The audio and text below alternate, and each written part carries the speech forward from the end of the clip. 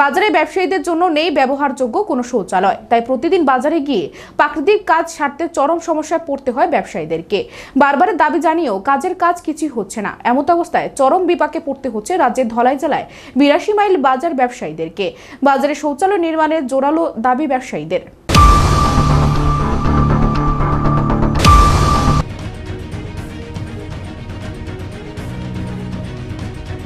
একাধিক সমস্যায় জর্জরিত রাজ্যের ধলাই জেলায় ৮২ মাইল বাজার। আসাম আগরতলা জাতীয় সড়কের পাশে অবস্থিত এই বাজারে প্রতিনিয়ত ব্যবসা করে আসছেন প্রায় ২০০ শতাধিক দোকানি। ব্যবসায়ীদের অভিযোগ, দীর্ঘ প্রাচীন এই বাজারটিতে ব্যবসায়ীদের জন্য নেই ব্যবহারযোগ্য কোনো শৌচালয়ের। তারা জানিয়েছে, ত্রিপুরার বাম আমলে বাজারের পাশে একটি শৌচালয় নির্মাণ করে দিয়েছিল তৎকালীন সরকার, কিন্তু সংস্কারের অভাবে সেটি এখন ঢেকে গিয়েছে আগাছায়। নেই জলের ব্যবস্থা পর্যন্ত। রীতিমতো ব্যবহারের অযোগ্য হয়ে উঠেছে এই শৌচালয়। বাজারের ব্যবসায়ী লক্ষণ রাজবংশী সাংবাদিকদের মুখোমুখি হয়ে জানিয়েছেন, বাজারে শৌচালয়ের ব্যবস্থা না থাকায় প্রতিনিয়ত বাজারে গিয়ে প্রাকৃতিক কাজ সারাতে দোকান ফেলে তাদের ছুটে যেতে হচ্ছে আশপাশ মানুষের বাড়িঘর কিংবা ঝোপঝাড়ে। বিগত 10 থেকে 12 বছর ধরে শৌচালয়ের অভাবে এইভাবে বাজারে ব্যবসা করতে গিয়ে তাদের সমস্যা পোহাতে হচ্ছে বলে জানালে ওই দোকানি। তিনি জানিয়েছেন, এই বিষয়ে স্থানীয় বাজার কমিটি থেকে পঞ্চায়েত কর্তৃপক্ষকে জানালেও কেউই এই বিষয়টির দিকে কোনো গুরুত্ব দিচ্ছে না।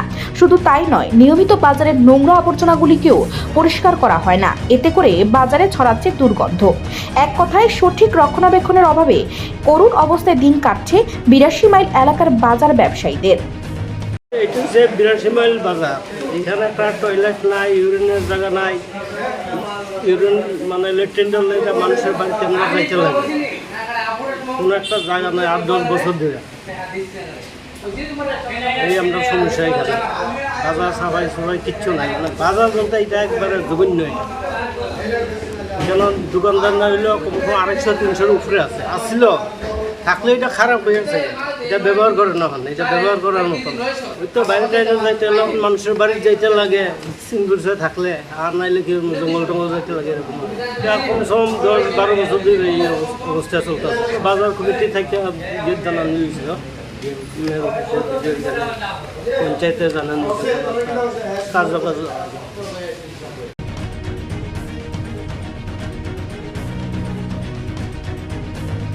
কুমারঘাট প্রতিনিধি রিপোর্ট, এশিয়ান টাইমস।